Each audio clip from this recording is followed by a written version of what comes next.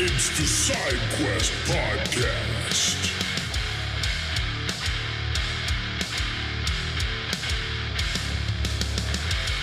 So, in October 2019, a 13-year-old boy picked up the phone and dialed Childline, the UK's national help network for kids. Right. But he didn't call because he was being bullied or, because he was stressed about homework or feeling down. He called to ask a really simple, just incredibly chilling question. He asked, "What do I do if I want to kill somebody?" Yeah. It stops you in your tracks. It really does. Because usually, that is the exact moment the system's supposed to kick in, right? The alarm sounds, the safety net catches them, the authorities step in before a thought actually becomes a tragedy. Typically, that's the whole point of these systems. But what we are going to look at today in this deep dive is how a boy who literally begged the authorities to recognize him as a threat was allowed to simply walk away. Time and time again. It's a completely haunting starting point, honestly. Yeah. Because it fundamentally shatters our baseline assumption of how safeguarding works in modern society. Yeah. You have this expectation that an explicitly violent declaration from a minor, that it triggers this unbreakable chain of interventions. But as we trace the timeline today, we're going to see how that chain was just entirely composed of broken links. Right. So welcome to today's deep dive. We are taking on a mission today that is undeniably heavy, but it is absolutely vital for you to hear if you want to understand how a society protects or, fails to protect its most vulnerable. We are examining one of the darkest days in recent British history, the July 29th, 2024 Southport attack, where 3 innocent children were murdered at a dance class. And we're also going to look at the massive, unprecedented shockwaves of nationwide unrest that immediately followed that. Yeah, the fallout was just staggering. So our focus today is tracing the complete anatomy of this disaster. Like, what were the exact events leading up to this attack, and why wasn't the attacker intercepted despite years of glaring, undeniable warning signs? Right, and to do this, we are drawing from a highly specific set of official documents that have really only recently become fully available to the public. What are we looking at specifically? The cornerstone of our analysis today is the comprehensive Phase 1 Public Inquiry Report. It was delivered by Sir Adrian Fulford in April 2026. It's 763 pages of just granular detail. Wow. We're also examining official Crown Prosecution Service records, the live news reporting from the January 2025 sentencing, and the verbatim sentencing remarks delivered by Mr. Justice Julian Goose. These documents give us an unvarnished, mechanical look at this tragedy. Okay, so before we go any further, I do need to give you a very clear warning. This deep dive contains highly distressing, very specific details about extreme violence directed at young children. It is incredibly difficult to hear. It is. But these are the established facts of the case, and understanding them is necessary to grasp the full scale of the systemic failure. So if you need to step away, please absolutely take care of yourself. I also want to add a crucial note here regarding our approach to the subsequent riots, the spread of misinformation, and the massive political fallout. Right, because that gets very heated. Very. But our objective here is completely impartial. We are not here to editorialize the politics of immigration or the police or the current government. We're here to impartially lay out the mechanics of what happened exactly as the official records, the judges, and the public inquiry present them. Right. We just want you to fully understand the cascade of events step by step without any ideological filter. Exactly. Okay, let's start by figuring out who this person actually was. Because his identity, his background, his origins, they became the focal point of a massive disinformation campaign later on. We need to ground this in absolute fact from the start. Who is Axel Rudakubana? Okay, so Axel Rudakubana was born on August 7, 2006. He was born in Cardiff, Wales. In Wales, okay. Yes. His family heritage is Rwandan. His parents moved to the UK from Rwanda in 2002. So first and foremost, Axel was born in Britain. He was a British citizen his entire life. Right, so he was not an immigrant, he wasn't an asylum seeker, and he had not recently arrived on a small boat.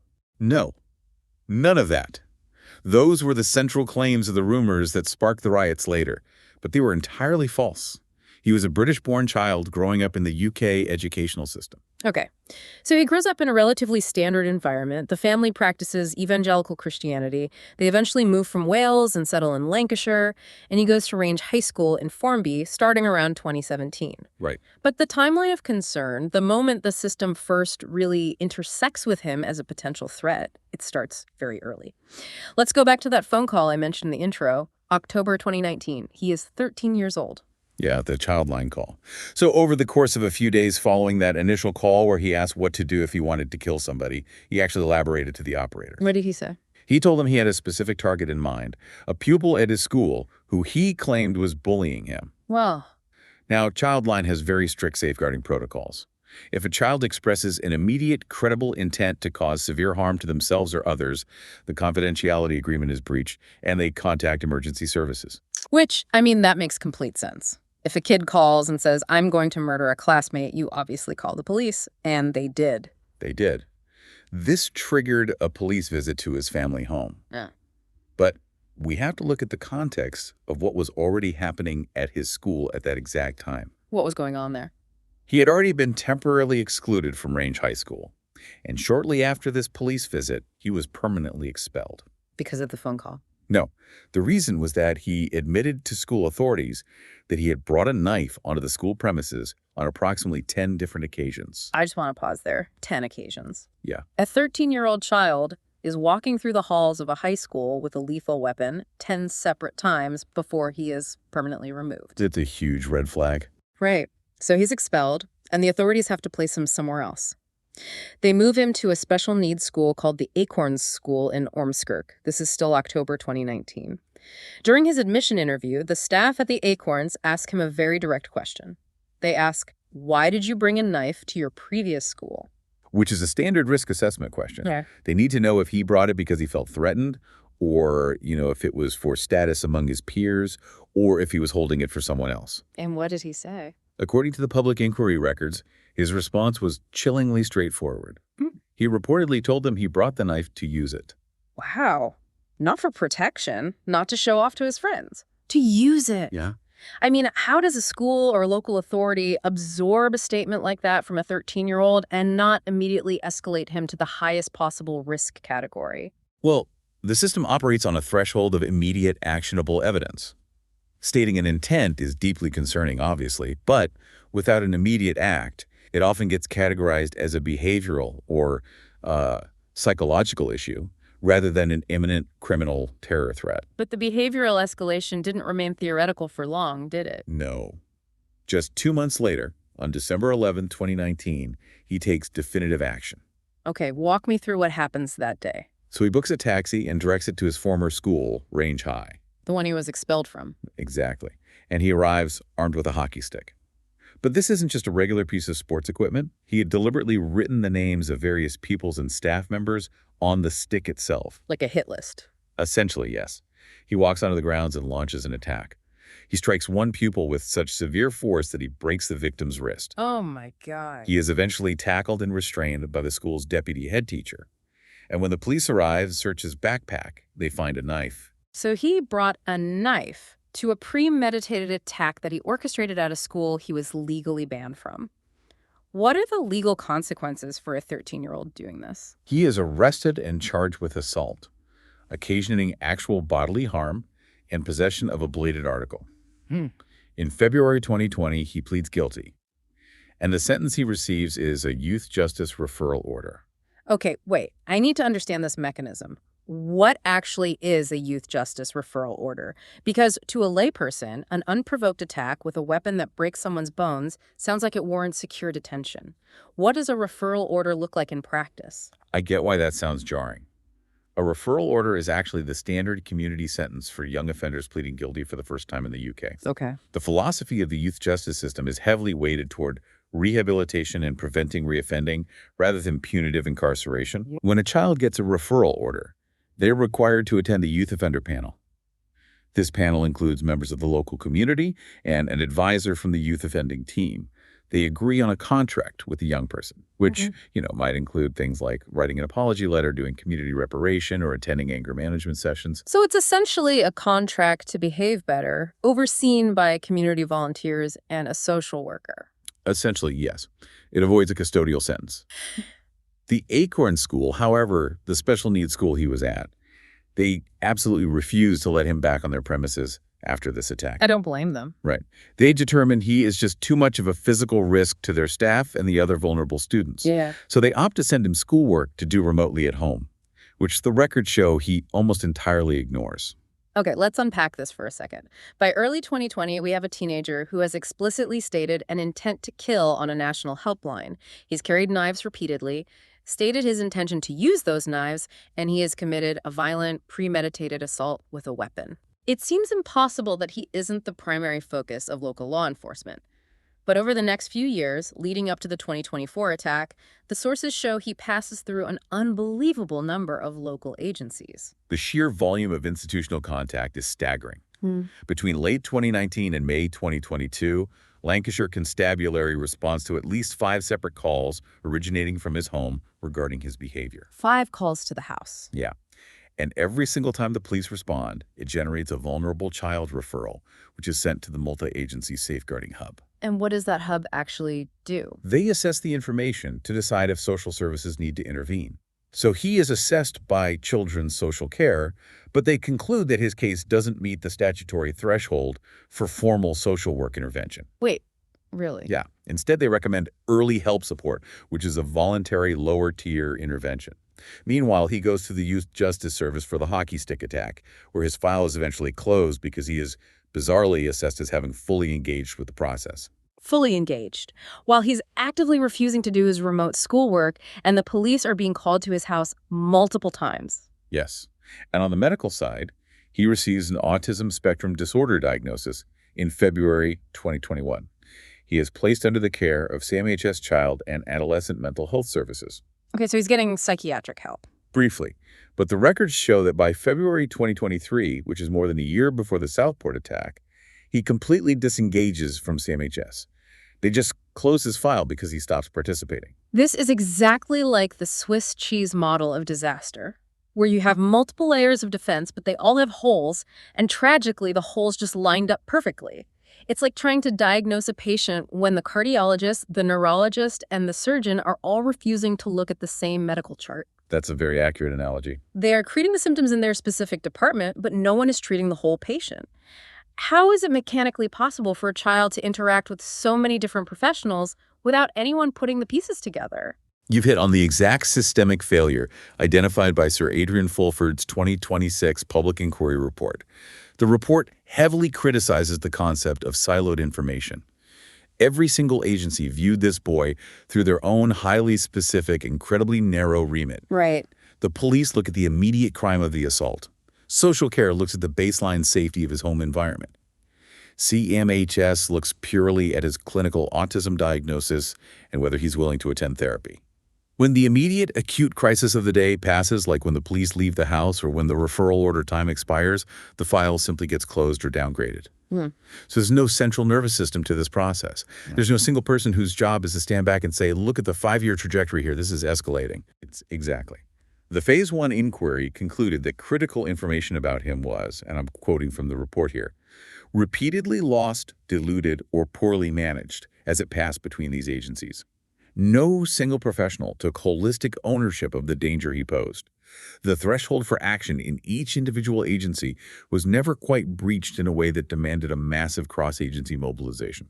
Okay, I have to push back a bit, though. We are talking about local social workers, local police, local mental health clinics. They're stretched incredibly thin. They're dealing with hundreds of cases. But wasn't he also on the radar of the most specialized, high-level threat detection system in the country? I'm talking about counter-terrorism. And this is where the timeline moves from a tragic failure of local social services to an absolute catastrophic failure of national security parameters. Yes, Axel Rudakubana was referred to PREVENT, the UK's official counter-extremism and counter-radicalization program. Okay. And he wasn't just referred once, he was referred 3 separate times. Let's really dig into this, because this seems to be the crux of the failure. What actually is PREVENT? How does it operate? PREVENT is one of the 4 pillars of CONTEST, which is the UK's overarching counter-terrorism strategy. Its specific mandate is to safeguard people from becoming terrorists or supporting terrorism. Okay. It operates by taking referrals from teachers, doctors, police officers, or really anyone who suspects someone is being radicalized. A specialized team assesses the referral to determine if the person poses a genuine terror risk, and, if so, they attempt to de-radicalize them through a program called Channel. Okay, so walk me through the 3 times he was referred to this system. The first referral occurs in December 2019. It's made by his school, Range High, literally days before he returns to commit the hockey stick attack. Wow. The school flagged that he was carrying a knife, and crucially, that he was searching online for information about mass school shootings. Prevent records from that time describe him as extremely vulnerable. They even had a quote in his file noting his intent to hit the victim with the hockey stick and finish him off with the knife. Wait. They knew he was researching mass shootings and planning a knife attack, and they had that in a counterterrorism file. What did they do with it? They closed the case on January 31st, 2020. How is that even possible? He carried out the attack, he proved the threat was real. Because once the police arrested him for the assault, and he was put into the youth justice system, Prevent determined that his immediate risk of terrorism was mitigated. They viewed the assault as a standard criminal matter, not a terror offense. That is baffling. Okay, what about the second referral? That happens a year later, on February 1st, 2021. A fellow pupil goes to the teachers at his new educational provision and shows them Rudakubana's social media posts. The pupil explicitly describes him as radicalized. And Prevent Receives the referral, assesses the social media material, judges it not to be counterterrorism or domestic extremism relevant, and they close the case in just over 2 weeks. 2 weeks. And the third time. The third referral comes very shortly after, on April 26, 2021. This one is triggered by highly concerning internet searches he was making right in the middle of a classroom lesson. The nature of the searches alarmed the teacher enough to escalate it immediately to Prevent. Right. Again, the case is closed within 2 weeks, on May 10th, 2021. I am genuinely struggling to understand the mechanics of this. I mean, how does a counterterrorism unit look at a teenager who researches mass shootings, posts radicalized content according to his peers, makes terrifying searches in class, and has a documented history of weapon-based violence, and just close the file 3 times in a row? What is their justification? To understand why Prevent closed those files, you really have to look at how the law fundamentally defines terrorism in the UK. Under the Terrorism Act 2000, for an act to be considered terrorism, it must be designed to influence the government or intimidate the public. And this is the crucial part. It must be for the purpose of advancing a political, religious, racial, or ideological cause. So the law requires a neatly packaged motive. They need a manifesto. Precisely. Prevent system is historically built to detect identifiable, structured extremist ideologies.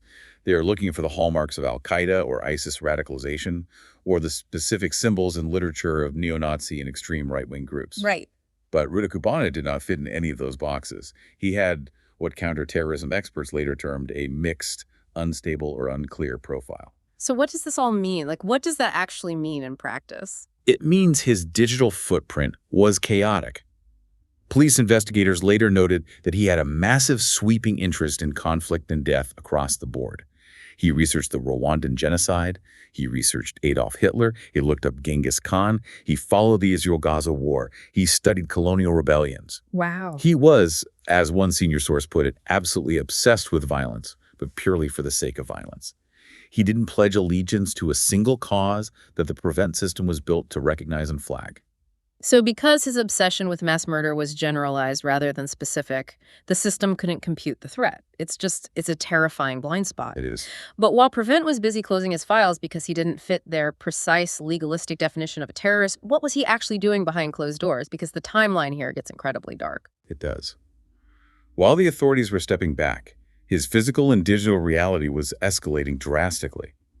By August 2021, which is just a few months after Prevent closed his third and final case, he was in possession of a digital PDF document titled Military Studies in the Jihad Against the Tyrants, the Al-Qaeda Training Manual. The Al-Qaeda Training Manual. So he is actively downloading explicit terror instructional material. What's in it? It's a comprehensive guide to urban terrorism. But the specific section he had access to provided highly detailed instructions on methods of killing. It included diagrams and instructions on how to execute a knife attack to ensure maximum lethality, specifically by targeting the head and the neck of the victim. Wait, regardless of whether Prevent thought he had a specific ideology, just possessing that document is a criminal offense, isn't it? Yes, it absolutely is.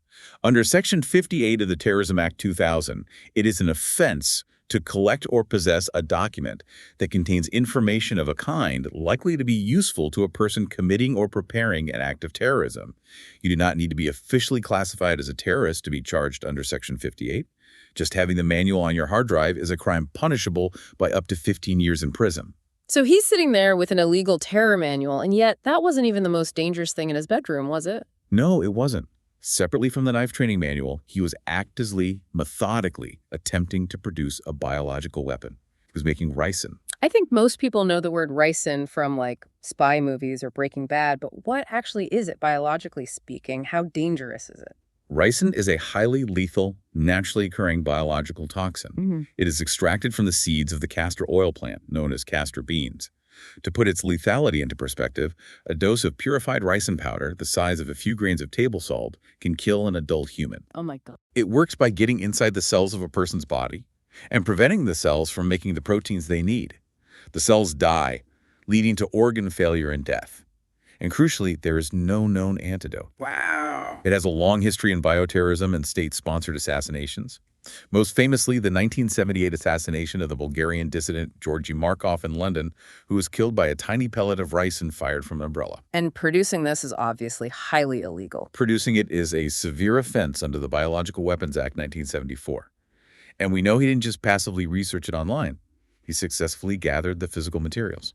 In 2022, he purchased castor beans. He acquired safety goggles, a laboratory beaker, and a pestle and mortar. He was building a rudimentary biological weapons lab in his family home. Did he actually succeed in making the toxin? He did. When police eventually raided and searched his bedroom after the Southport attack, they found a sealed plastic food container. Inside it was a substance that looked like a mashed paste.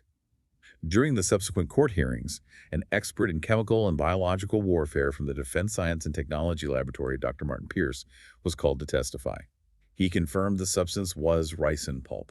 How much of it did he make? Was it enough to actually hurt people? Dr. Pierce testified that the specific form it was found in a raw, wet pulp was low to very low risk in its current state, because ricin is most dangerous when it is purified into a fine, inhalable powder or injected.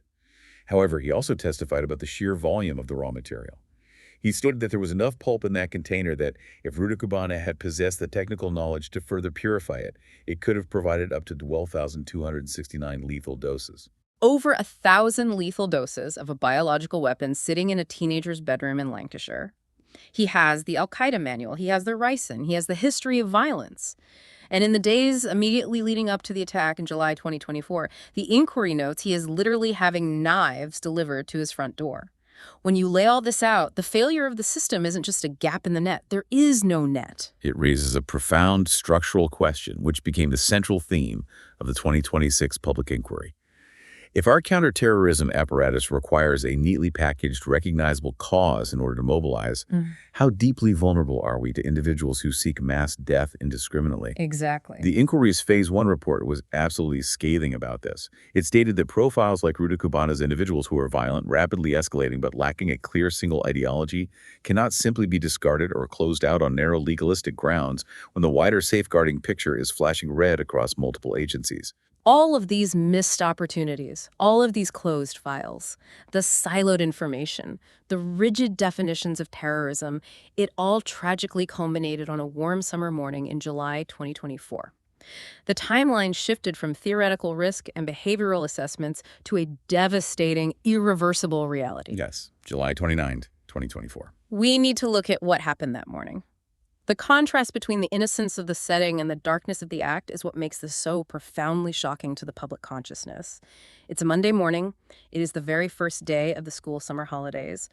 In the Muallskop area of Southport, there's a modest, community-focused venue called the Heart Space. It's located on the first floor of a building, and it usually hosts parent and baby classes, pregnancy yoga, that sort of thing. It's a sanctuary for families. On this particular morning, two local instructors, a yoga teacher named Leanne Lucas and a dance teacher named Heidi Little, were running a special sold-out holiday workshop. The theme of the workshop was the music of Taylor Swift. They were doing yoga poses, dancing to pop music, and making friendship bracelets. There were 26 children in that room.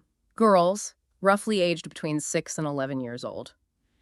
It is difficult to overstate the absolute pure innocence of that environment. It's the epitome of a safe space. Shortly before 11:45 a.m., a taxi pulls up on the street outside the venue. Axel Rudakubana, who is now 17 years old, gets out. He had booked the taxi under a fake name using the alias Simon, and when he arrived, he simply refused to pay the fare and walked away from the driver. Okay. He is wearing a green hoodie, pulled up, and a surgical-style face mask.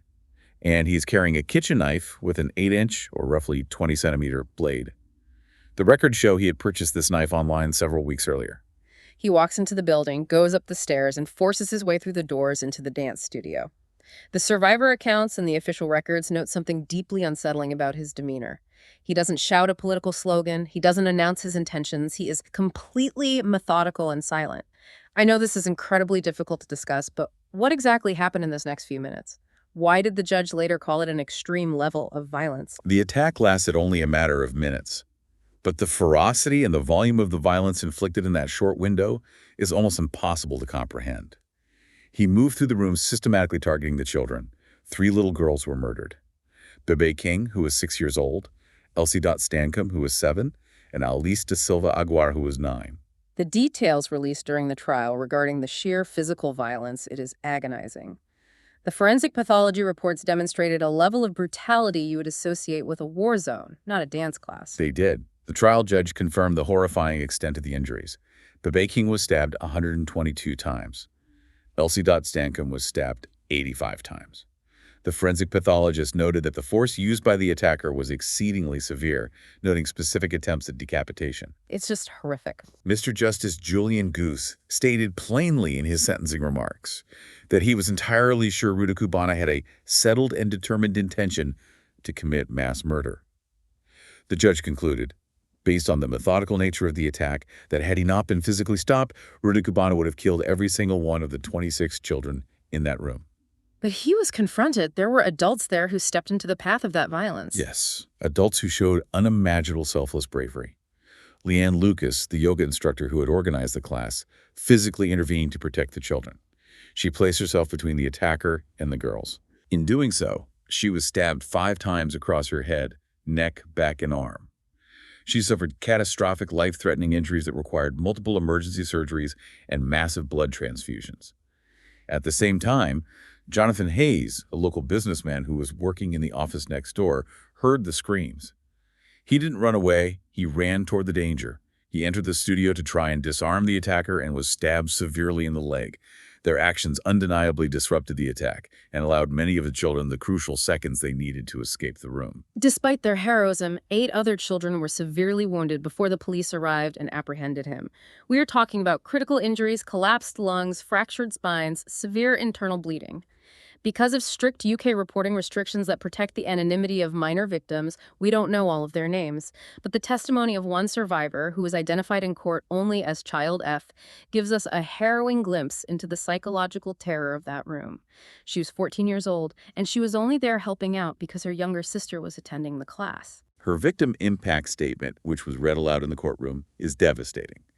She described looking at the attacker and feeling like his eyes looked possessed and entirely devoid of humanity.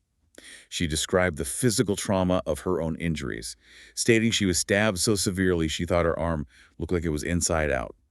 She suffered a fractured spine and a collapsed lung. It's hard to even picture. But perhaps the most profound part of her statement was the enduring psychological trauma. She spoke about how months later, her mother still had to sleep in the same bed beside her and her sister every single night, just so they could feel safe enough to close their eyes. It's the ultimate violation of safety. And the judge, Justice Goose, heavily emphasized the setting and the vulnerability of the victims in his sentencing remarks, didn't he? He did. He stated that the crime resided at the extreme level of seriousness that the British legal system has ever had to confront. He acknowledged that many people observing the case would describe the act simply as evil, and he stated from the bench that he could not dispute that characterization. It was a mass casualty event that perfectly mirrored the tactical methods of terrorism. Remember the Al-Qaeda manual instructing on rapid strikes to the neck and head, but without the required legal ideology to classify it as a terror act. If you step back and look at this from the perspective of an ordinary citizen, the visceral nationwide grief and shock is completely understandable. The entire country was heartbroken. But while the community of Southport was plunging into this unimaginable mourning, a parallel disaster was brewing online, a disaster that would ignite literally within hours of the attack. The speed at which the secondary disaster unfolded is truly alarming.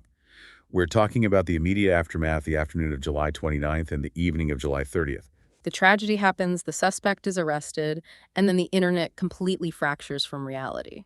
Why couldn't the police just immediately say who he was and stop the rumors? I mean, if the police put out a statement saying he was born in Cardiff, why didn't that work? Because they were legally prohibited from doing so. Under the Youth Justice and Criminal Evidence Act 1999, any suspect under the age of 18 is automatically granted legal anonymity. The police and the press cannot publish their name, their photograph, or specific identifying details. So the Merseyside police could only legally release a very sterile statement. They had arrested a 17-year-old male who was born in Cardiff and lived in the nearby village of Banks. It's like whispering the truth in a hurricane of lies. Because the official channels were legally gagged, that information vacuum was immediately filled by bad faith actors looking to exploit the tragedy. Exactly. Within 2 hours of the attack, the rumor mill went into overdrive. A highly disreputable news aggregator account on social media, operating under the name Channel 3 Now, began spreading a completely fabricated narrative.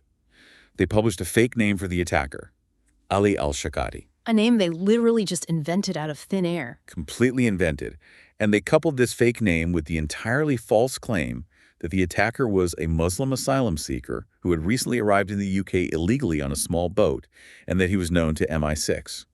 These claims were entirely baseless, but they were perfectly calibrated to inflame existing political tensions regarding immigration and border control. So this fake news site publishes the lie. How does it spread so fast that it causes actual riots? What is the mechanic of the algorithm here? The algorithms of major social media platforms like X, Facebook, and TikTok are fundamentally designed to optimize for engagement, and nothing drives engagement faster than outrage and fear. When anti-immigrant and far-right influencer accounts picked up the Channel 3 Now post, the algorithm saw the massive spike in comments, shares, and angry reactions. Right, it just rewards the noise. The automated systems don't verify truth. They just promote what keeps people looking at the screen. The public inquiry sources mentioned that one single Facebook post repeating these lies was shared over 6 million times in a matter of hours. The truth simply cannot travel fast enough to catch up with an algorithmically supercharged lie. And that digital lie rapidly translates into physical violence. Let's look at the evening of July 30th, the very next day. The town of Southport held a peaceful, candlelit vigil in the center of town to mourn the 3 little girls. Thousands of people attended to pay their respects. But just a couple of hours later, a very different crowd began to gather less than half a kilometer away, outside the Southport Islamic Society Mosque. They targeted the mosque based entirely on the algorithm's lie that the attacker was a Muslim asylum seeker. Yes, hundreds of people descended on the area. Merseyside Police Intelligence later linked the instigators of this crowd to supporters of the defunct far-right group, the English Defence League, or EDL. The atmosphere was immediately hostile. They were chanting aggressively, shouting phrases like "no surrender" and "English till I die." Oh, wow. And within minutes, the gathering turned violently destructive. They began tearing down brick walls to use as projectiles. They threw bricks, heavy plant pots, and rocks at the mosque, terrifying the people trapped inside, and at the police officers who had hastily formed a line to protect the building. They smashed windows, set a police riot van on fire, and looted a nearby convenience store. The police seemed caught completely off guard by the sheer ferocity of it. They were overwhelmed. More than 50 police officers were injured that night alone in Southport. 8 sustained serious injuries, including fractures and lacerations, and 3 police dogs were wounded by flying debris. And we know this wasn't just a spontaneous expression of local anger. Digital forensics showed that an online group calling itself Southport Wake Up had actively organized and publicized the gathering within hours of the original attack, explicitly directing people to converge on the mosque. The local police in Southport thought they were dealing with a localized physical disturbance. They were trying to hold a physical line on a single street, but what they didn't realize was that the blueprint created outside that mosque was already being algorithmically exported to every major city in the UK. The violence at the Southport Mosque wasn't the end of the unrest. It was merely the blueprint. Which brings us to the month of August 2024, a period that became one of the most volatile and dangerous months in modern British history. Over the next 1 to 2 weeks, the rioting metastasized with terrifying speed. We were talking about nationwide contagion. Where did it spread? Similar violent disorder broke out in nearly 30 towns and cities across England and Northern Ireland. We're talking about major urban centers like London, Manchester, Liverpool, Birmingham, and Belfast, as well as smaller towns like Sunderland, Rotherham, and Hull. It escalated into the largest and most widespread episode of civil disorder the UK had seen since the 2011 London riots. And unlike the 2011 riots, which had a lot of generalized opportunistic looting, The targets here were highly specific and ideologically driven by the initial misinformation. They were deliberately targeting mosques, hotels that were known to be housing asylum seekers under government contracts, and visibly non-white individuals on the street. Give me some of the specific incidents from the sources, because they really illustrate how dangerous this mob mentality became. The incidents are harrowing. In Rotherham, a massive mob surrounded a Holiday Inn Express that was being used to house asylum seekers. They smashed the windows, overpowered the police, and actually attempted to set the building on fire, while terrified residents and hotel staff were barricaded inside. That's terrifying. In Manchester, there was a purely racially motivated attack, where a black man walking through a park was surrounded, punched, and kicked in the face by a group of rioters. The judge later explicitly cited racial hatred as the aggravating factor when sentencing the primary attacker to over 3 years in prison. In Hull, a mob surrounded and assaulted a car containing 3 Romanian men, attempting to drag them out of the vehicle.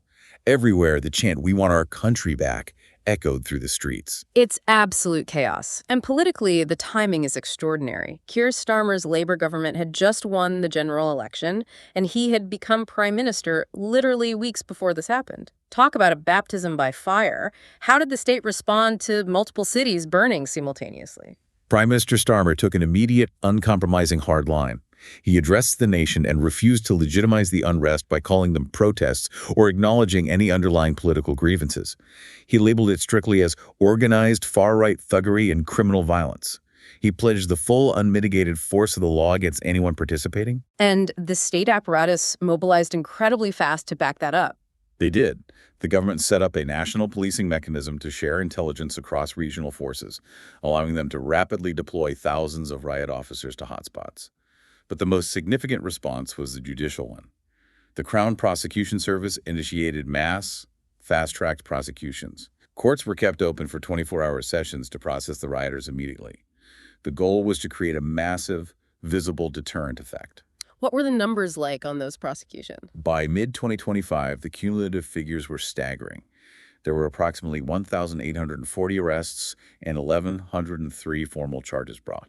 It represented one of the largest and swiftest mass prosecution efforts in modern British criminal justice history. Sentences were deliberately stiff, averaging roughly 2 years, with some of the most violent offenders receiving up to 9 years in prison. I read that the volume of arrests was so high it actually broke the prison system. You mentioned earlier a protocol called Operation Early Dawn. What does that actually look like on the ground? Are they just letting people out of jail early to make room? Not exactly letting them out early, but manipulating the intake valve of the justice system. The UK prison system was already operating at over 99% capacity before the riots. Suddenly injecting over 1,000 new prisoners into the system threatened to cause an absolute collapse. So the government activated Operation Early Dawn. What does that mean practically? Mechanically, this means that defendants waiting for their first appearance in a magistrate's court are held in police station holding cells rather than being transferred to court. They're only brought to court when a guaranteed prison cell becomes available. It essentially creates a massive bottleneck at the police station level, forcing police to prioritize only the most serious offenses while delaying justice for lesser crimes, just to manage the physical space in the prisons. Wow. While the government is scrambling to find physical jail cells for thousands of rioters, the social media platforms where this fire was fundamentally started are catching huge heat. We talk about the tech platform's paradox. They always argue, hey, we are just a neutral utility. We aren't the police. It's not our job to regulate speech. But if they fail to moderate blatant incitement to violence, that digital violence literally spills out onto physical streets. Meta's independent oversight board actually reviewed their performance during this period, didn't they? Yes, Meta's oversight board conducted a post-mortem. They reviewed several specific Facebook posts from early August that had explicitly called for people to smash mosques and shared the addresses of migrant hotels. Shockingly, these posts had been reviewed by Meta's systems and left up on the platform. You were kidding. No. The board ruled that Meta's automated systems and their human moderation teams had fundamentally failed to grasp the local context of the danger, even after the company had supposedly activated its emergency crisis policy protocol. So the tech companies failed to govern their digital space, and it requires thousands of actual police officers to clean up the physical mess, costing the taxpayers millions, not to mention the terror inflicted on the communities. It's a profound point of tension. Okay, so the state is arresting rioters by the hundreds. Operation Early Dawn is managing the prison flow. The streets are slowly being brought under control. But the public is still incredibly angry, and they are demanding to know the truth about the attacker, Axel Rudakubana. Why did he do it? What was his background? But the justice system implements a plan that ends up pouring more fuel on the fire of public distrust. We need to talk about the decision to hide the ricin and the terror manual from the public. This brings us to a highly controversial phase of the timeline, spanning from August 2024 to the trial in January 2025. Let's start with August 1st, just days after the attack. A judge at Liverpool Crown Court takes a very rare legal step. Recognizing that the vacuum of information is fueling dangerous, violent riots, he decides to lift the automatic anonymity granted to minors in criminal cases. He legally permits the press to publish the name Axel Rudakubana. So they give the public his name, proving he isn't an asylum seeker, but they do not give the public everything else. Exactly. Even after his name was released, the Crown Prosecution Service, the CPS, advised the police to keep his deeper background a strict secret.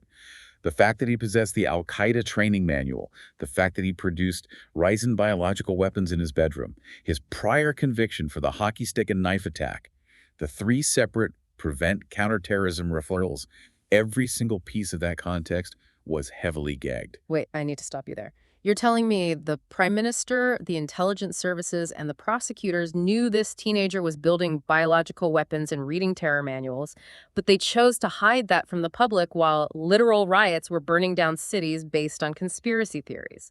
The public is screaming for the truth, and the state is sitting on the fact that he's a biological weapons manufacturer. Yeah. How does anyone justify that? Sounds exactly like a cover-up. It absolutely looked like a cover-up to the general public, which is why the eventual outrage was so severe. But from the perspective of the state, it was a strict adherence to legal mechanism. The Director of Public Prosecutions later had to publicly explain the rationale. It was entirely about preserving the right to a fair trial under the Contempt of Court Act 1981. Explain how that law works in this context. In the UK, the right to an unprejudiced jury is absolute. The fear of the CPS was that if the public, and therefore the potential jury pool in Liverpool, knew that the defendant was building biological weapons and reading al-Qaeda literature, it would hopelessly prejudice them against him before the trial even began. I mean, it would. Exactly. But if a jury is deemed irreparably prejudiced by pre-trial publicity, the defense can argue that the defendant cannot get a fair trial. In extreme cases, a judge can halt the prosecution entirely, and the defendant walks free. The state was terrified that releasing the ricin details would collapse the murder trial. Prime Minister Starmer was fully briefed on the background facts, but stayed silent, adhering to the legal advice to protect the integrity of the prosecution above all else. But the optics of that are completely disastrous. You have ordinary citizens watching government officials on television saying, "Trust us, this isn't a terror incident, there's no wider threat," while the state secretly knows this kid was stockpiling ricin. It highlights the agonizing tightrope the legal system walks. Ensuring a fair trial is the bedrock of justice, but withholding that level of critical public safety information while the public is in a state of terror felt to millions of people like a fundamental betrayal by the state. It did. And the irony of that decision is what makes the next phase so legally bizarre. Because there was no jury trial. Exactly. The entire reason they kept the public in the dark, the reason they endured accusations of a cover-up, was to protect the minds of a jury. But on January 20th, 2025, the exact day his massive trial was set to begin at Liverpool Crown Court, Axel Rudakubana abruptly changes his pleas. He stands up and pleads guilty to all 16 charges against him: the 3 murders, the 10 attempted murders, the severe assaults on the adults, possession of a bladed article, production of a biological weapon, and the terrorism document offense. Here's where it gets really interesting. By pleading guilty, he completely bypassed the jury trial. There was no jury to prejudice.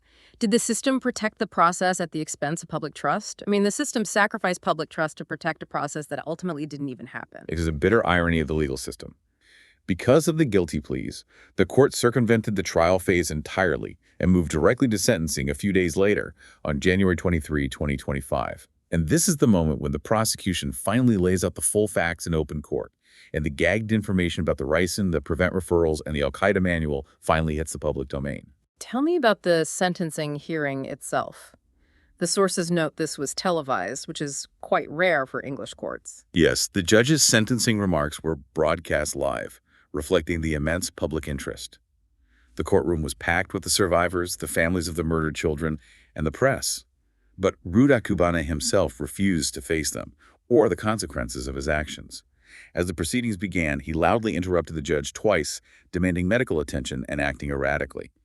After a final warning, Justice Goose ordered him removed from the courtroom, so he wasn't even present to hear the devastating victim impact statements from the families or his own sentence. Cowardice to the very end. What was the ultimate sentence handed down?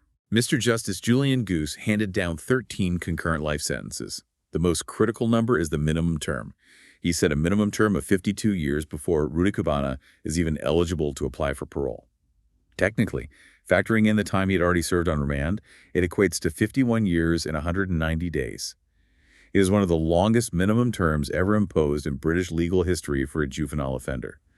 He will not be able to apply for parole until roughly the year 2076, when he is 70 years old. And the judge explicitly stated it is highly likely the parole board will never authorize his release. Wait, I need clarification on this. If the judge stated from the bench that the crime was at the extreme level of evil and he methodically murdered 3 children and tried to murder 10 more, why didn't he have a whole life order? Why is there even a theoretical possibility of parole in 2076? It entirely comes down to a strict statutory limitation regarding his age at the exact time of the offense. On July 29, 2024, he was 17 years old. He was just 9 days away from his 18th birthday, but legally, he was still a minor. In England and Wales, a whole life order, which means imprisonment for the rest of your natural life with absolutely no minimum term and no possibility of parole, is strictly forbidden by law for anyone who was under 18 when they committed the crime. A difference of 9 days saved him from a whole life order. Yes. Justice Goose stated plainly in his remarks that if Rudakubana had been 18, a whole life order would have been compelled by the sheer severity of the multiple murders. But because he was 17, the judge was legally bound by the maximums allowed for juveniles. The 52-year minimum was the judge pushing the law to its absolute highest ceiling. That legal technicality sparked massive outrage, didn't it? People felt the punishment didn't fit the unprecedented nature of the crime. It did.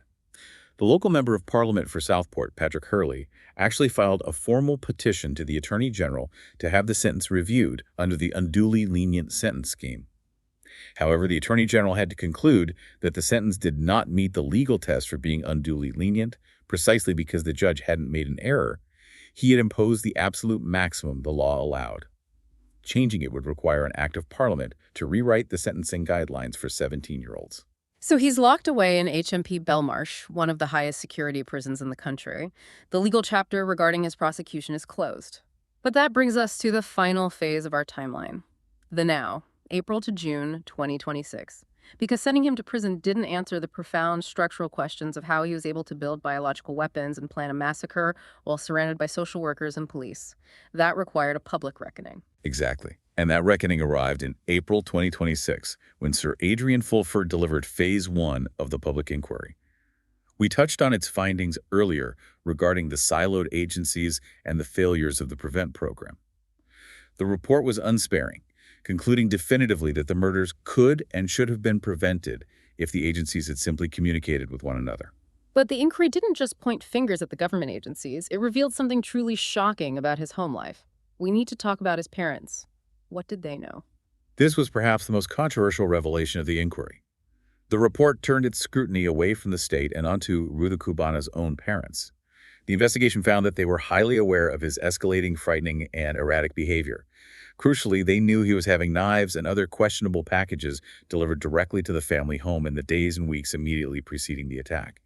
And yet, they repeatedly failed to intervene, intercept the packages, or report this escalating danger to the police or social services. Even on the day of the attack itself. The inquiry report suggests there is evidence they may have had significant suspicions about his intentions or his state of mind, even on that specific morning. And still, they failed to act or sound the alarm. This revelation caused absolute fury among the victims' families. Andy Walker, who represented the interests of the families at the public inquiry, made a very direct, highly unusual public statement outside the hearings. He argued passionately that if the parents had simply picked up the phone and shared what they knew about the knives in late July 2024, it is almost certain the tragedy would have been prevented. Speaking in a personal capacity, Walker stated to the press that the parents should go to prison and that they have blood on their hands. That is incredibly forceful, but let's look at the legal mechanics of that. Can you actually prosecute parents for that in the UK? If your teenager is acting dangerously and you don't call the cops, is that a crime? Currently, under English law, It is extremely difficult to prosecute parents simply for failing to report a child's escalating behavior, unless they actively facilitated the crime or were grossly negligent in a way that directly caused a specific death, like leaving a loaded gun on a table. The law doesn't easily criminalize parental inaction regarding older teenagers. However, this exact dilemma is the sole focus of Phase 2 of the public inquiry, which is expected to begin in spring 2027. It will examine whether a new, formal legal duty of parental responsibility needs to be legislated for cases where a child poses a clear, high risk of serious harm to the public. We are witnessing a massive philosophical shift in how society views accountability. We're moving away from simply isolating the blame onto the individual attacker. The inquiry is forcing us to interrogate the entire ecosystem around him, the school that expelled him but couldn't stop him from returning, the police who confiscated his weapons but closed the files, the counter-terror agency that evaluated his terror manual but decided he didn't fit their bureaucratic checklist, and, highly unusually, his own parents who watched the weapons arrive at the front door. It's a comprehensive demand for systemic accountability, because the families of Bebe, Elsie, and Alice have explicitly rejected the standard, empty institutional apologies. They have stated publicly they don't want to hear government officials say lessons will be learned ever again. They are demanding actual consequences for these institutional and personal failures. And the urgency for those reforms is higher than ever because the threat profile isn't disappearing. Counterterrorism officials are dealing with the frightening reality of the copycat phenomenon. The sources mention several disturbing incidents in the years following the Southport attack. Yes. The long-term ripple effects validate exactly what the inquiry warned about regarding the changing nature of radicalization. In August 2024, a man in Christchurch, New Zealand, stabbed a 9-year-old girl after his digital history showed he was extensively researching the Southport attack. In January 2025, a man in Manchester attacked people with a machete shortly after watching tribute videos about Rudakubana online. Furthermore, teenagers in Cardiff and Kirkby were arrested by counter-terror police for plotting copycat attacks. They had saved images of Rudakubana on their phones, idolized his actions, and purchased similar knives. It's the ultimate nightmare scenario. We're facing a new type of threat. Isolated, highly online young men who are radicalizing each other into massive violence without any traditional political ideology. They aren't doing it for a cause. They're doing it for the infamy of the act itself. UK counterterrorism officials are increasingly describing this as a distinct, rapidly growing threat vector, entirely separate from traditional religious extremism or organized far-right terror. And as the inquiry showed, our legacy systems are currently struggling and often failing to adapt to it. As we wrap up this deep dive, let's summarize the immense gravity of what we've covered today. We have traced a devastating 5-year timeline. We saw a 13-year-old boy practically begging a national helpline to be recognized as a threat, only to pass through endless agencies that looked at him through narrow, siloed lenses, treating a building catastrophe like a series of administrative hiccups. We saw a counterterrorism program that ignored a teenager building biological weapons because he didn't fit their specific, outdated legal definition of a terrorist. We recounted the horrific, meticulously planned massacre of 3 innocent little girls at a summer dance class. And then we examined the explosion of algorithmic disinformation that weaponized the country's grief into a nationwide riot, tearing communities apart while the state secretly managed the fallout of a gag order. Finally, we looked at a 2026 inquiry that laid bare the brutal truth. The safety net wasn't just torn. The agencies holding the net were never even talking to each other. It is a profoundly heavy burden to process. But comprehensively understanding these mechanical failures is the only way society can hope to build a system that actually works. And looking at the totality of this case, it leaves us with a deeper, perhaps more unsettling question to ponder moving forward. As social media algorithms increasingly isolate and radicalize young men into a shapeless, consuming obsession with violence, is it possible that our entire legal and psychological framework for defining a threat is completely obsolete? If a teenager building ricin and reading terror manuals in his bedroom doesn't trigger the highest levels of the system simply because he lacks a clear political manifesto, perhaps the problem isn't just that the system failed. Perhaps we are fundamentally misunderstanding the nature of modern evil. What happens to a society when the motive for mass casualty isn't a political cause, but simply destruction itself? That is the defining security question we have to answer before the next tragedy happens. Thank you for joining us on this intense and important exploration. We know the details are uncomfortable, but confronting the facts, how the laws work, how the algorithms operate, and how the safety nets fail is the only way society can learn to protect its most vulnerable. We started by talking about safety nets. It's abundantly clear that the old mesh is broken. It's time to build something new. Take care of yourselves, and we'll see you next time.